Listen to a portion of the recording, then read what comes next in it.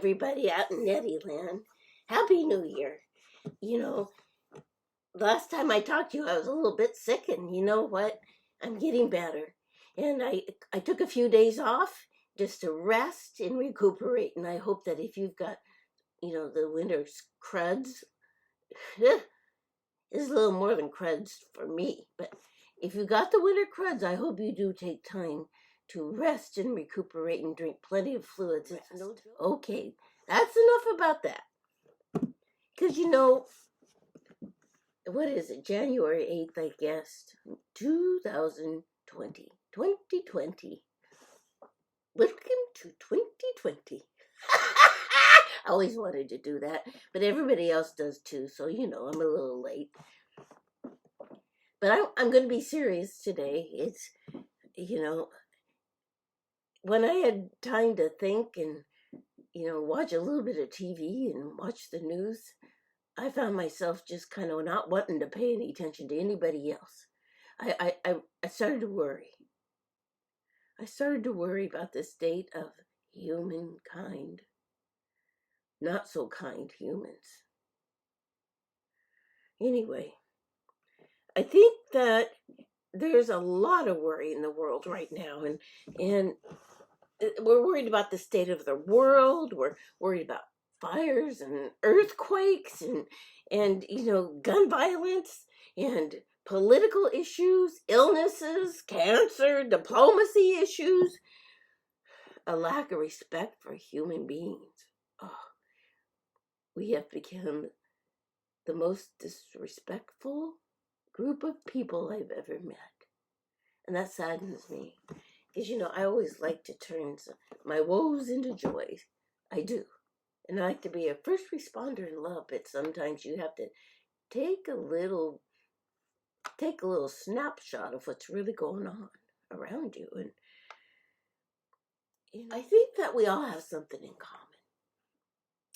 I think the manifestation of some of these icky, disrespectful ways we act has a lot to do with everybody being worried. And worry is another word for fear, right? Everybody is fearful. So I found this article on Facebook, and I read it, and I've reread it, and I've saved it to my computer, and I want to share it with you right now. Well, first I want to tell you a little bit about who wrote it. His name is Thich Nhat Hanh. Let me say that again because he's a very special person. His name is Thich Nhat Hanh. And he's a Vietnamese Zen Buddhist. And he let me read what it says. He's well known for his teachings of mindfulness, kindness, and compassion. I read that and I thought, oh, he could be my best friend. Really, because that's what Nettie wants to do in the world. Well, right now he's 93, and he was sent away from Vietnam because of his anti-war stance and a few other things, and he was welcomed back. And he decided that last year he wanted to move back to Vietnam and die where he was born. Well, he's 93 and still kicking, even though he had a stroke. But his words are so good for all of us. We have to understand that some of the greatest spiritual people in the world all align with one thing: love and love, which includes compassion, peace, kindness, all of those good things. So, he said this. Someone asked me, "Aren't you worried about the state of the world?" I allowed myself to breathe, and then I said, what is most important is not to allow your anxiety about what happens in the world to fill your heart. If your heart is filled with anxiety, you will get sick, and you will not be able to help. There are wars, big and small, in many places, and that can cause us to lose our peace. Anxiety is the illness of our age. We worry about ourselves, our family, our friends, our work, and the state of the world. If we allow worry to fill our hearts, sooner or later we will get sick. Well, when I first read that, I wanted to call him up and say, hey, Tick, aren't we supposed to worry? Well,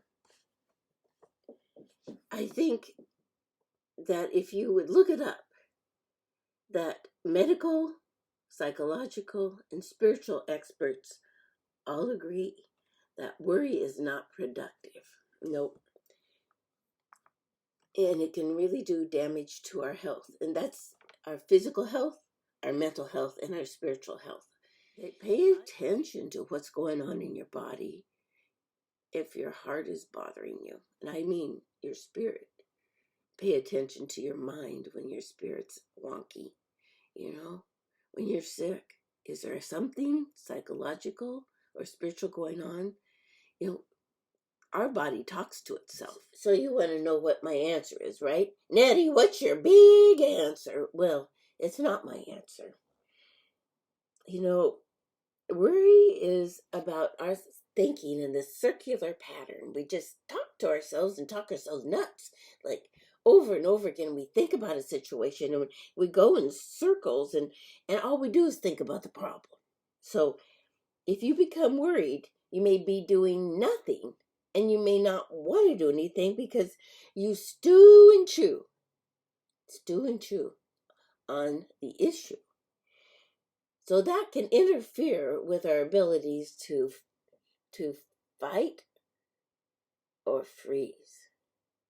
So usually worry causes us to freeze in a place because we don't have any plan of action. It says if you change your words and attitude to concern, you become motivated to do something about it. So what's the difference? Concern is usually about others, where worry is a little bit self-centered because you stay in one place. Concern invites others in. It invites you to interact. It's a place where you're likely to seek help rather than sit in your own stew. Well, instead of stewing in a big pot like a chunk of chuck roast or something, there's really so much available on the internet that it helps you understand the difference between worry and concern. But let me give you a few things. I got a list right here. So, okay, here we go. Characteristics of concern: 1 is focused on others, but worry is self-centered.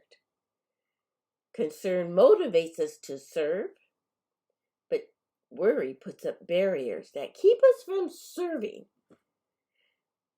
Concern promotes constructive action, but worry often paralyzes us. Concern is usually welcomed by most. I mean, some people don't want you to bug into their business anyway, but definitely worry is not necessarily welcomed by others because, it's your worry becomes their worry, and then they have to figure out if they're worried or concerned. Concern is driven by love, but worry is driven by fear. It is fear-based. When we're concerned, our goal is to help. When we're worried, we don't have a goal because we're sitting in that stew pot, right? So concern strengthens relationships when worry tends to weaken relationships. I mean, you start isolating yourself. And concern is tempered with faith, but worry overwhelms faith with doubt. So worry is when concern just kind of crosses the line and becomes more about control and safety than it is about the well-being of another person.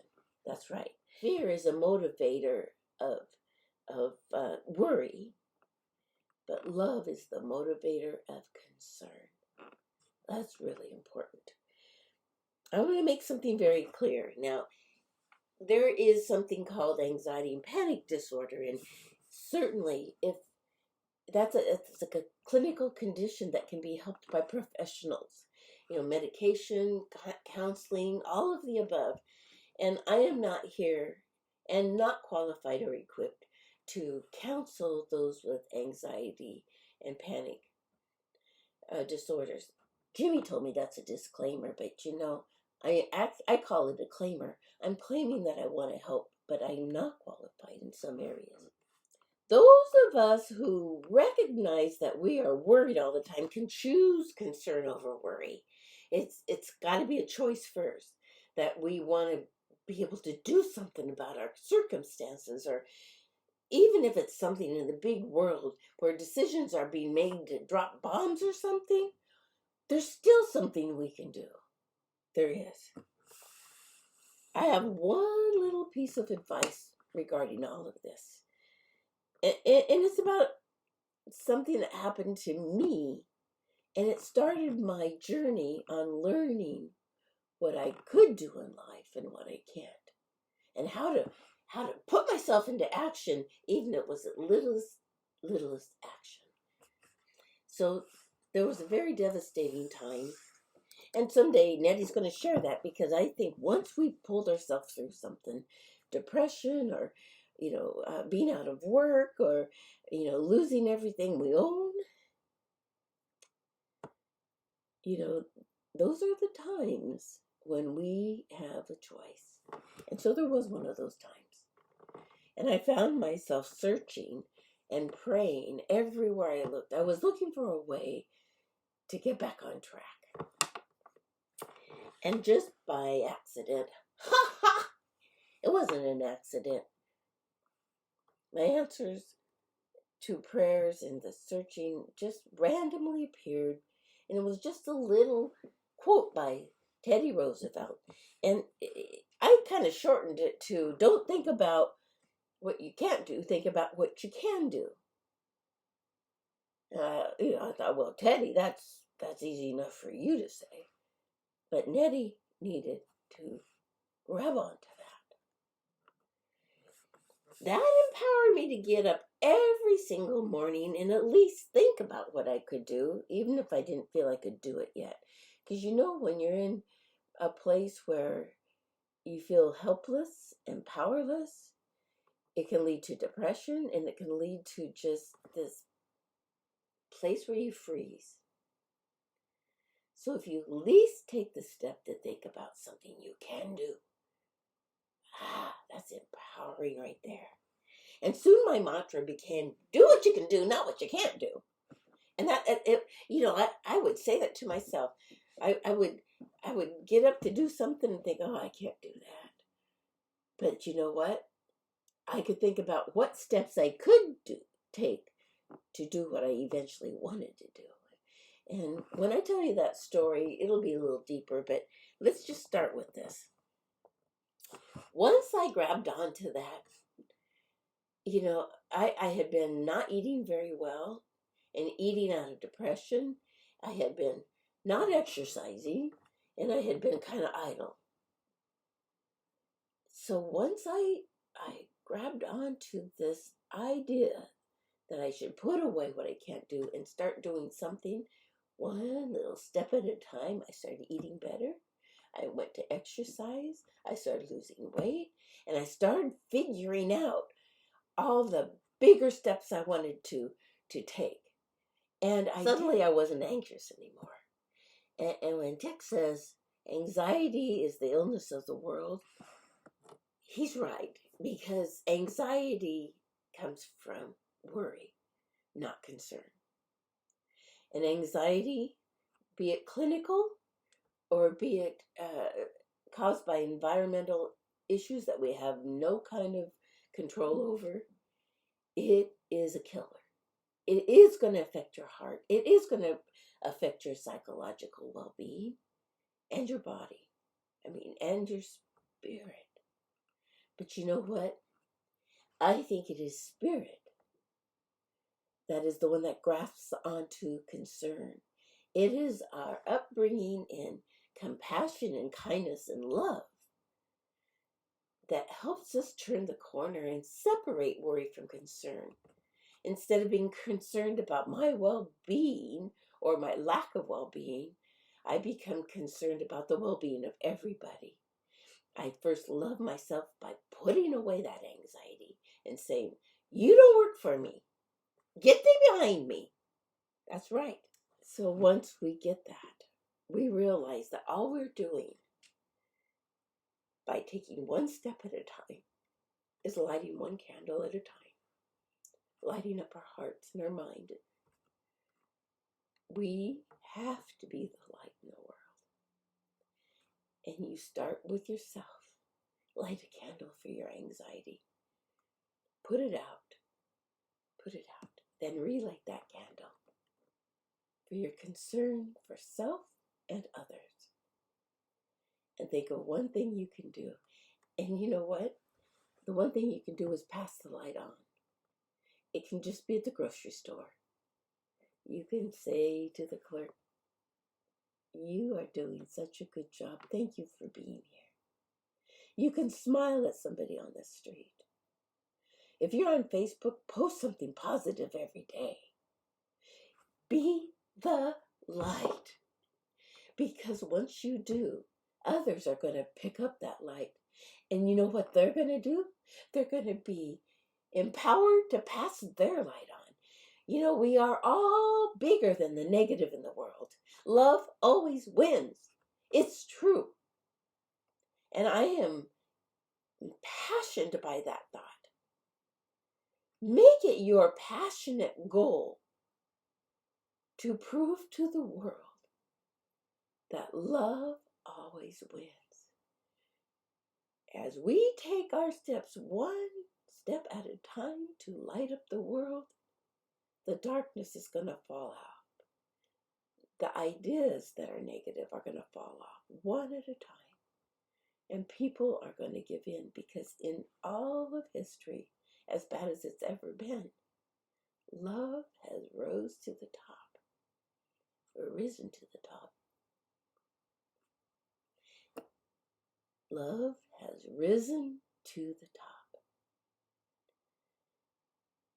My concern is for those who are giving up on love. My concern are for those who decide power is much more important than love, because they're going to get stuck there. And the world that is anxious is not productive. A world that is worried is going to sit and stew and chew. So my faithful followers, start with your own heart, with your own body, with your own mind. Light up the world from a place of empowerment, from a place of concern. Take action. Take action. We are here to be first responders in love. And when we do that, we are the light. Carry your light out into the world. Don't be crappy, be happy. Don't be worried, be concerned. Nettie loves you.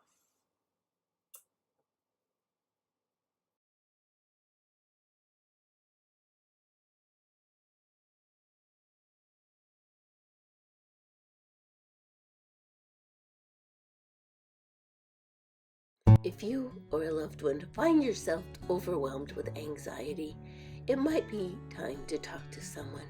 There are plenty of loving, wonderful experts out there ready to help you. Give them a call. And if you need some encouragement to do that, please feel free to private message me or email me at nettiefitzenpitley@gmail.com. I'm ready to help. Nettie loves you.